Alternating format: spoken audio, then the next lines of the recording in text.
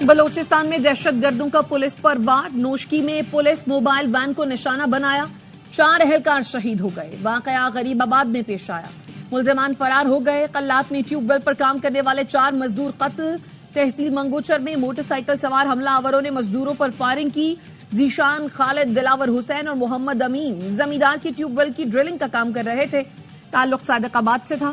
صدر مملکت اور وزیر اعظم کی مذمت، لواحقین سے اظہار تعزیت۔ شہباز شریف نے کہا مزدوروں، محنت کش افراد کو نشانہ بنانے والے انسانیت کے دشمن ہیں، ملک سے دہشت گردی کے خاتمے تک چین سے نہیں بیٹھیں گے۔ دہشت گردی سر اٹھائے گی تو سرکوبی کے لیے آپریشن کرنا پڑے گا۔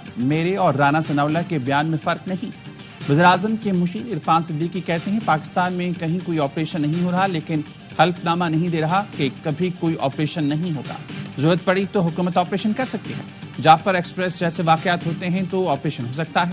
دہشت گرد یہ نہ سمجھیں پاکستان سافٹ قسم کی ریاست ہے۔ اس وقت ہم اس قابل ہیں کہ ہم نے کسی بڑے آپریشن کے بغیر صورتحال کو سنبھالا ہوا ہے۔ اراکین پارلیمان اور وزراء کی تنخواہ پر عرفان صدیقی نے کہا اس سے خزانے پر بوجھ نہیں پڑے گا۔ وزیر اعظم تنخواہ نہیں لے رہے، تنخواہ لیں تو مسئلہ، تنخواہ نہ لیں تو مسئلہ۔ ہم کس طرف جائیں؟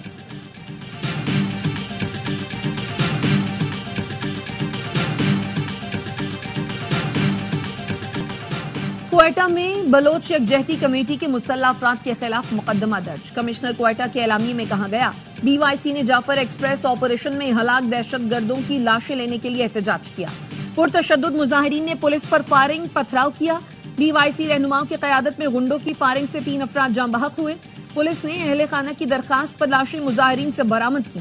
لوگوں کو اکسانے، اسپتال، اہلکاروں پر حملے اور پرتشدد مظاہرے پر پرچہ کاٹا گیا۔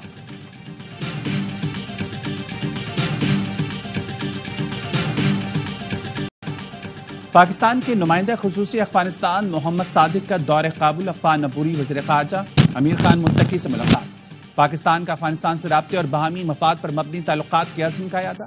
دو طرفہ تعلقات مزید مضبوط بنانے کے لیے رابطوں اور مکالمے کو بڑھانے پر اتفاق ہوا۔ محمد صادق کی افغان وزیر تجارت نور الدین عزیزی سے بھی ملاقات کی۔ تجارت اور اقتصادی تعلقات کے ساتھ ٹرانزٹ، ٹریڈ اور رابطے کے شعبوں میں تعاون پر گفتگو کی۔ محمد صادق نے کہا پاکستان افغانستان کے ساتھ باہمی مفاد پر مبنی تعلقات کا خواہاں ہے۔ باہمی فائدے کے لیے علاقائی تجارت اور رابطے کی صلاحیتوں بروکار لانے پر اتفاق۔ پنجاب خیبر پختونخوا بارڈر پر رواں ماہ کے دوران خارجی دہشت گردوں کا 7واں حملہ ناکام۔ ترجمان پولیس کے مطابق کوٹ مبارک کے قریب گھات لگائے دہشت گردوں نے پولیس ٹیموں پر حملہ کیا۔ بختربند گاڑی کو معمولی نقصان پہنچا۔ جوانوں کی فوری اور بھرپور جوابی فائرنگ سے خارجی دہشت گرد پسپا ہو گئے۔ آئی جی پنجاب کا جوانوں کو خراج تحسین۔ 34.5 ارب روپے کی ریکوری، وزیر اعظم نے ایف بی آر افسران کی پذیرائی کی۔ شہباز شریف کی زیر صدارت ایف بی آر کارکردگی پر اجلاس۔ وزیر اعظم نے کہا فیصلے کے بعد 24 گھنٹے کے اندر ریکوری قابل ستائش اقدام ہے۔ ایک پائیدار نظام تشکیل دینا ہے۔ دہائیوں کی خرابیوں کو ہمیں مل کر ٹھیک کرنا ہے۔ Soft feature, digitalization, third party validation اور نگرانی سے ہی نظام میں بہتری آئے گی۔ عوام کی ایک ایک پائے کی حفاظت کے لیے جس قدر ہو سکا کوشش کریں گے۔ خرد برد میں ملوث افسران کے خلاف بھرپور کارروائی کی ہدایت۔ وزیر اعظم کو ٹیکس سے متعلق عدالتوں میں زیر التوا مقدمات پر briefing. Chairman F B R نے جاری اصلاحات سے بھی متعلق بتایا۔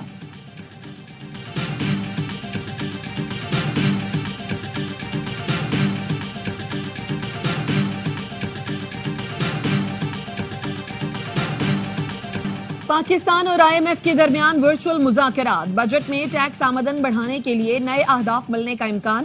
بجٹ میں ٹیکس کا ہدف 15,000 ارب سے زیادہ رکھنے کی تجویز۔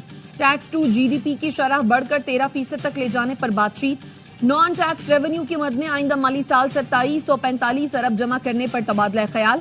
ذرائع کا کہنا ہے گزشتہ 2 ہفتوں میں آئی ایم ایف سے مذاکرات 85% کامیاب رہے۔ وزیر اعظم شہباز شریف دورہ سعودی عرب مکمل کر کے پاکستان پہنچ گئے۔ گورنر جدہ نے ایئرپورٹ پر رخصت کیا۔ دورہ سعودی عرب کے دوران وزیر اعظم نے سعودی ولی عہد محمد بن سلمان سے ملاقات کی۔ تجارت کے فروغ، کلیدی شعبوں میں شراکت داری بڑھانے پر تبادلہ خیال کیا گیا۔ وزیر اعظم نے وفد کے ساتھ عمرہ ادا کیا اور روزہ رسول صلی اللہ علیہ وسلم پر حاضری دی۔ 23 مارچ یوم تجدید عہد، پاکستان کے قیام کی بنیاد کا دن۔ 1940 میں آج کے دن بر صغیر کے مسلمانوں نے اپنے لیے الگ وطن کے مطالبے کی قرارداد منظور کی تھی۔ رمضان المبارک کے باعث آج یوم پاکستان پریڈ محدود پیمانے پر ایوان صدر کے احاطے میں ہوگی. تینوں مسلح فوج کے دستے شرکت کریں گے. پاک فضائیہ کے لڑاکا طیارے فلائی پاسٹ کریں گے. صدر مملکت اور وزیر اعظم کی قوم کو مبارکباد.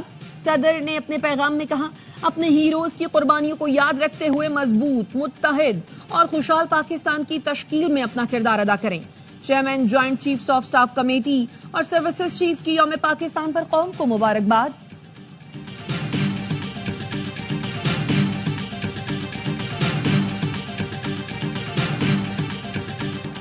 میرے محبوب پاکستان، میری جان پاکستان. IAS پیار نے یوم پاکستان کی مناسبت سے ملی نغمہ جاری کر دیا. ملی نغمے کا خصوصی پیغام ایک دل، ایک جان، ایک پاکستان ہے. مصطفیٰ عامر قتل کیس کا مرکزی ملزم ارمغان عدالت میں بیان سے مکر گیا. سارا ملبہ اسرائیلی ایجنسی پر ڈال دیا. کہا مصطفیٰ کی والدہ یہودی لابی کا حصہ ہیں، موساد اسے پھنسا رہی ہے. پولیس پر کالا جادو کرانے کا الزام بھی لگا دیا. کہا مصطفیٰ کو براہ راست قتل نہیں کیا، اسے گاڑی میں چھوڑا تھا اور گاڑی کے اگلے حصے کو آگ لگائی تھی. اس کے نصیب میں موت لکھی تھی. انسداد دہشت گردی عدالت نے ارمغان کو عدالتی ریمانڈ پر جیل بھیج دیا. تفتیشی اداروں نے ارمغان اور شیراز کی موقع واردات سے واپسی کی CCTV ویڈیو حاصل کر لی.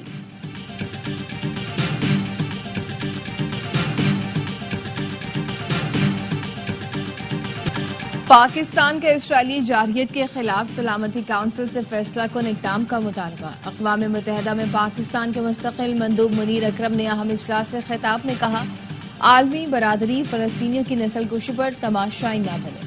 وحشیانہ جنگ کو نہ روکا گیا تو دنیا کے سامنے بدترین صورتحال ہوگی. دنیا جہنم میں تبدیل ہو جائے گی جہاں صرف تصادم اور تباہی کا راج ہوگا. اسرائیل نے غزہ میں جاری نسل کشی کو مغربی کنارے تک پھیلا دیا. اسرائیلی ناکہ بندی کے باعث غزہ کی 90% سے زائد آبادی غذائی قلت کا شکار. غزہ میں خون ریزی نہ رک سکی. اسرائیلی فورسز نے 48 گھنٹوں میں مزید 130 فلسطینی شہید کر دیے. سینکڑوں زخمی ہیں. 5 روز سے جاری صہیونی فوج کی وحشیانہ بمباری سے 634 فلسطینی شہید ہو چکے ہیں. ان میں بیشتر بچے اور خواتین ہیں. اسرائیلی فورسز نے غزہ میں موجود کینسر کا واحد اسپتال بھی تباہ کر دیا. غزہ کی وزارت صحت نے کینسر اسپتال پر حملے کو گھناؤنا جرم قرار دیا.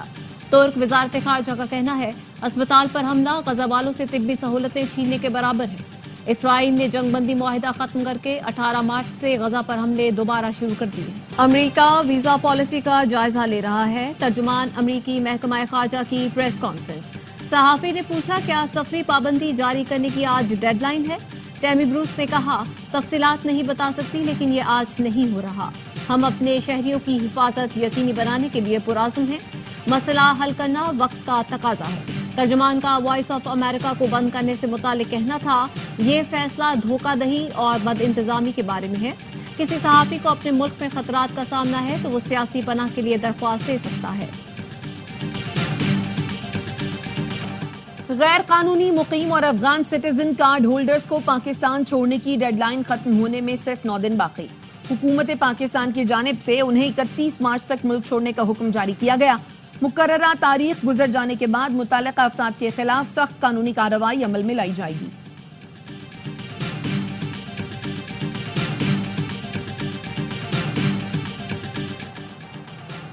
کراچی میں صدر کی 3 دکانوں میں تالے کاٹ کر چوری. چور 50 لاکھ کا سامان لے اڑے. دکانداروں کا دعویٰ پولیس نے دکانیں سیل کرنے کے لیے مارکیٹ بند کرا دی تھی. سیکورٹی انتظامات کے باوجود چوری پر دکاندار پریشان. پولیس کا کہنا ہے 50 لاکھ کی چوری کے شواہد نہیں ملے.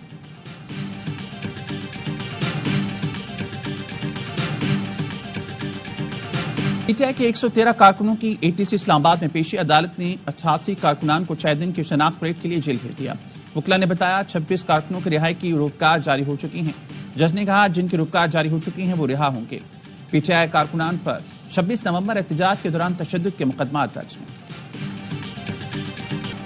زمین سے محبت کا 1 گھنٹہ 8:30 سے 9:30 بجے تک غیر ضروری لائٹیں بند. اہم عمارتوں کی روشنیاں بجھا کر ارتھ ٹاور منایا گیا. وزیر اعظم نے ماحولیاتی تحفظ کے لیے ارتھ ٹاور کی علامتی مشق کا حصہ بننے کی اپیل کی. کہا سوات کے پہاڑوں سے گوادر کے ساحلوں تک سب پاکستانی متحد ہو جائیں. ماحولیاتی تحفظ اور اپنی دنیا کی بہتری کے لیے کردار ادا کریں. صدر مملکت نے کہا محفوظ مستقبل کے لیے ایندھن کی بچت اور قابل تجدید توانائی کا فروغ ضروری ہے. ایئر ٹاور کا آغاز آسٹریلیا سے ہوا.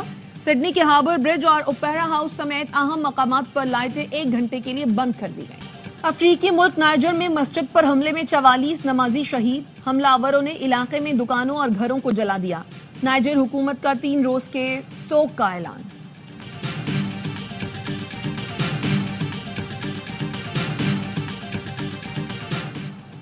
بشار الاسد کو ہمارے حوالے کیا جائے. شام نے باضابطہ طور پر روس سے مطالبہ کر دیا. شامی صدر احمد الشارح نے روسی ہم منصب ولادیمیر پوٹن کو مطالبہ پیش کر دیا. غیر ملکی خبررساں ایجنسی کا کہنا ہے شامی حکومت بشار الاسد کے خلاف شام میں عدالتی کارروائی چاہتی ہے. ڈونلڈ ٹرمپ نے کاملا ہیرس اور ہلری کلنٹن کے لیے سیکیورٹی کلیئرنس واپس لے لی. امریکی صدر کا کہنا ہے طے کیا ہے چند افراد کے لیے خفیہ معلومات تک رسائی قومی مفاد میں نہیں. ٹرمپ نے سابق صدر بائیڈن کی سیکیورٹی کلیئرنس پہلے ہی منسوخ کر دی تھی.